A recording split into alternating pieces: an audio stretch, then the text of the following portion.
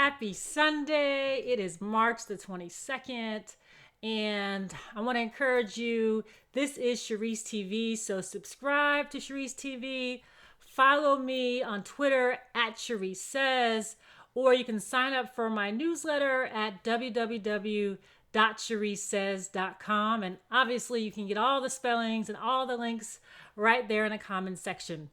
And so, you're here to get the information you need to live the life you want and pursue wealth. It's day 7, working from home. I did church online last weekend and this weekend, and we are on lockdown in Illinois. Good family time, I have to say. It makes me reevaluate priorities and just be still. But bear with me for the next few minutes because I have a lot to say. But before I get started, I want us to, while you're watching, just take a deep breath in and release. Didn't that feel good? Didn't that feel good?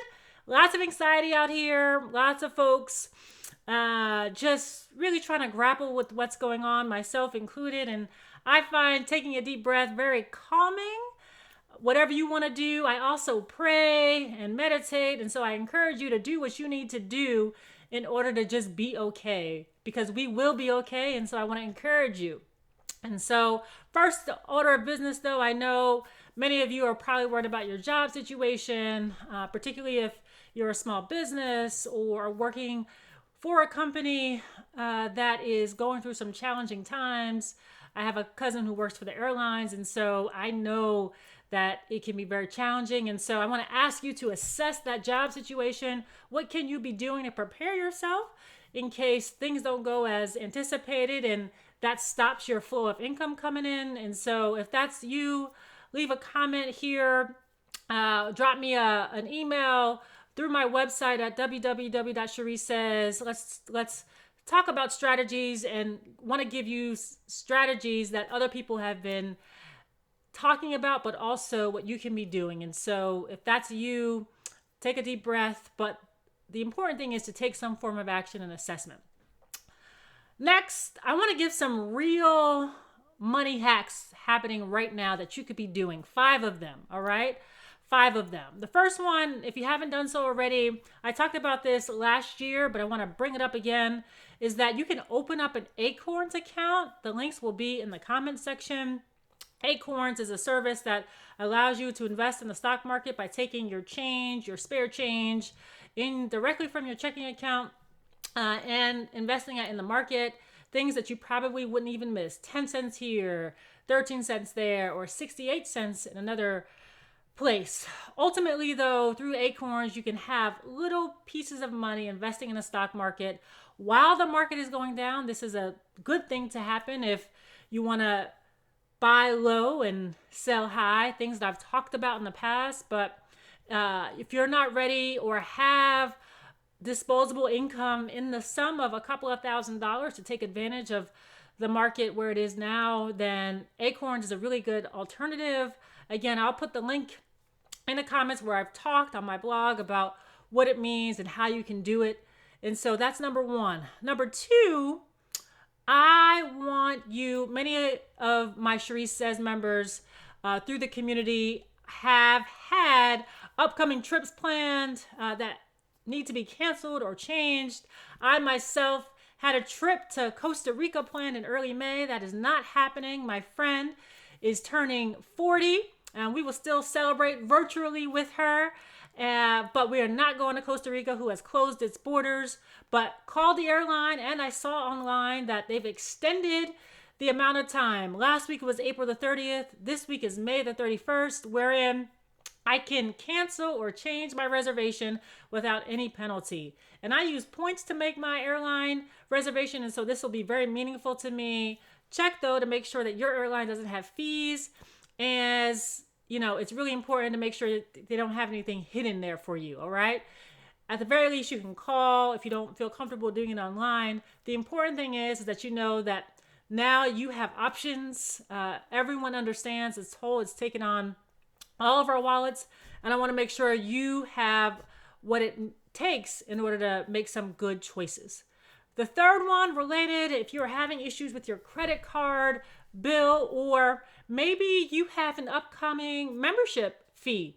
Another Cherie Says member let me know that they called American Express. I'm about to put them on blast. They called American Express. They got their annual membership fee waived because one, they've been a long customer, and two, we are in dire times. They would rather not lose you as a customer because you can't pay that fee than try and work with you over these next coming months. The same occurs for your bill. If you're having trouble with your bill or are potentially late, make sure you call your credit card company and ask.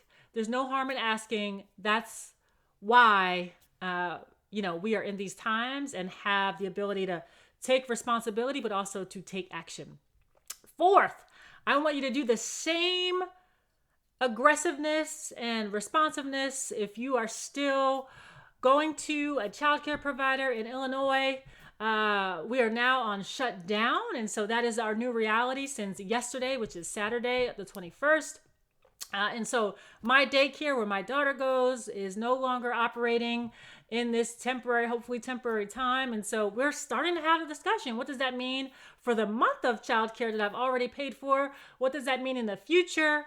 Previously, we've talked about how my payment is actually really to reserve a spot. So if my child didn't go, I was still on the hook for that payment. I know it seems a bit rough, but that's how it is. And so now, though, I'm feeling a certain kind of way about still paying, even though I have to watch my child, and I will happily do so. I want to make sure she's safe, my most important asset. But there's a little bit of a disconnect in terms of whether or not I have to still pay those expenses. And so you need to have this conversation. The community of other parents is having this conversation. And I know I want my child care provider to stay in business. So it has a ramification effect because I love her and I love the service and the happiness and joy that my child has. And so that's going to be very important.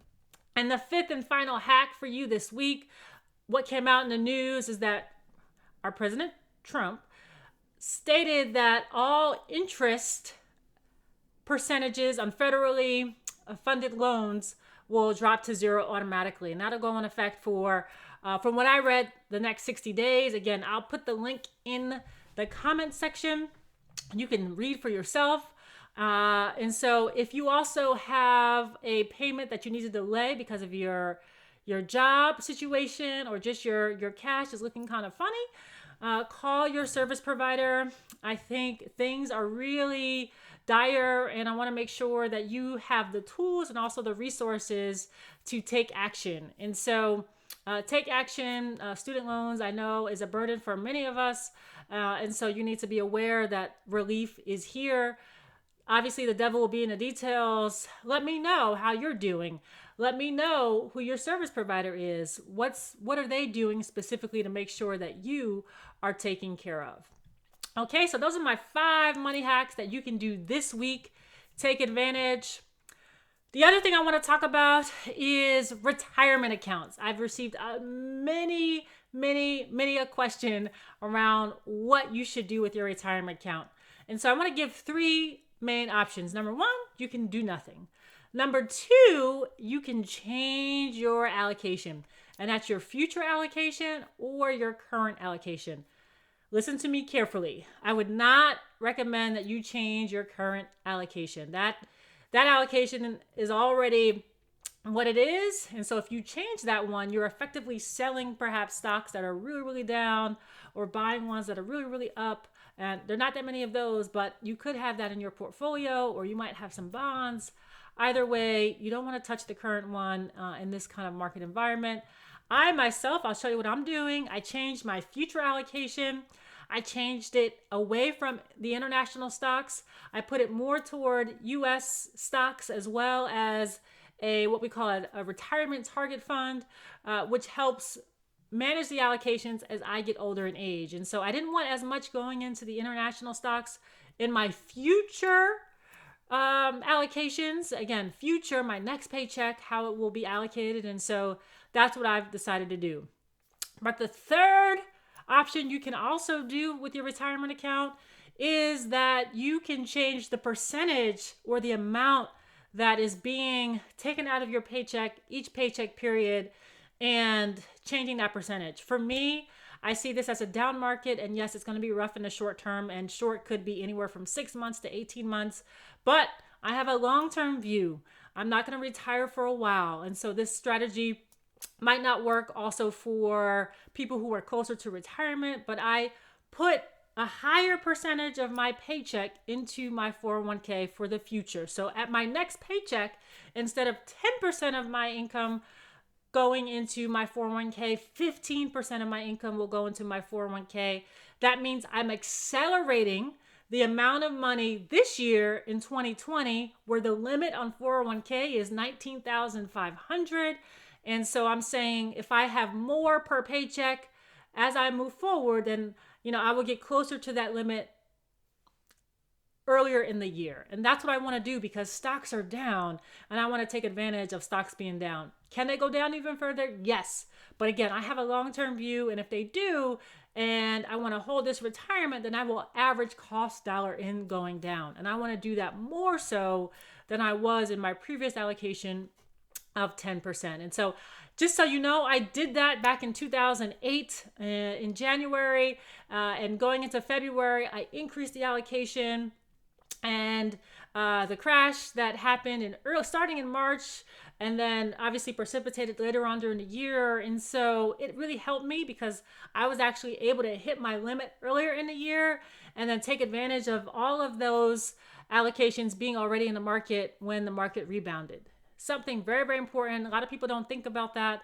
Again, if you're closer to retirement, this might not be the right strategy. And I want to make sure you check with your financial advisor and surround yourself with the right kind of advice.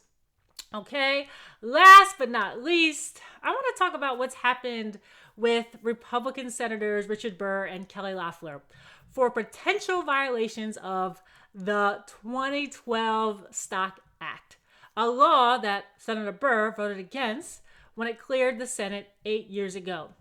If you haven't heard about this yet, oh my, it's a thing. In a nutshell, these senators are being accused of selling their stock in the presence of privileged information that other people did not have yet. And they are privileged as congresspeople, as congresspersons, that they have that. And so let's talk about the law itself. So I wasn't as familiar with the law that President Obama had good sense to sign. And of course, times like this make us go back and see, wait, what is the law? And so I went to congress.gov. And again, that link is in the comments. And here, I'm going to read exactly what the law says from the congressional website. It says to prohibit members of Congress and employees of Congress from using non-public information derived from their official positions for personal benefit and for other purposes, right? Non-public information that they get because of their position for personal benefit. Now, it seems that Senators Burr and Loeffler had access to information behind closed doors earlier on in early February when the public did not have yet, right?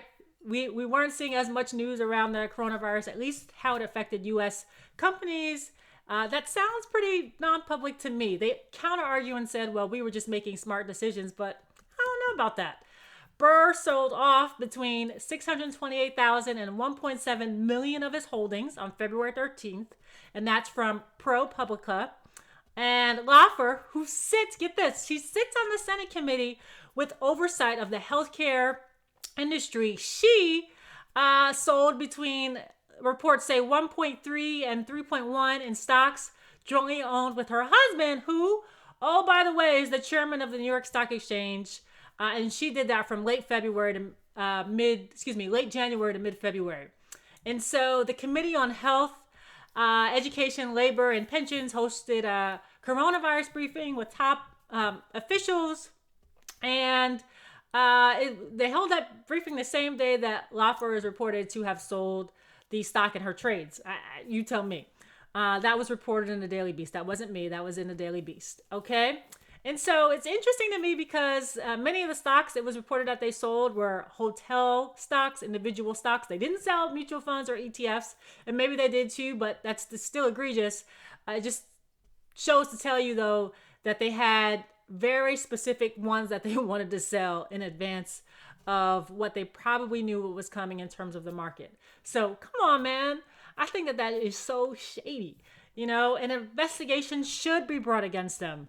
And just to give you an idea of how this happens also in the investment management industry, which is where I started my career at JP Morgan, I am a CFA charter holder, Chartered Financial Analyst charter holder. And many investment professionals who are on Wall Street, if you have a charter, you have an ethical and professional responsibility and duty to uphold the highest level of standards. And that means, for instance, if I was in the possession of material non-public information, and by material I mean causes a stock to move, and by non-public, not disclosed via the internet or the general public, I could not trade on behalf of myself or my clients on that information. That is actually against the law, and that is ethically not correct. And so there are many procedures that companies put in place so that this doesn't happen for people who do this every day. And so Obama, again, had the good sense to put something like that in the law for Congress people who have access to information that is non-public, meaning that we as lay people do not have access to. And so they got caught. These are the money issues, though, that we need to be mindful of, because this is what's happening around us. The inequities in our country are being exposed in this moment in time. But again, I want you to take a deep breath. Wealth is more than dollars, which I've talked about before. It's about people. It's about connection, community, and you will make yours. We will get ours. Yes, raise a fuss about this because it's important that people know. Absolutely. But don't let it bother you so much that you don't take action on your own individual money and wealth pursuits. You have the power. You are smart. You are capable. And I'm empowering you right now. All right? And so with that, I hope you have a great week. Stay centered, take action, and I will see you very, very soon. Again, if you haven't done so already, subscribe to Sharice TV, follow me on Twitter, and sign up for my newsletter. I look forward to seeing you again soon.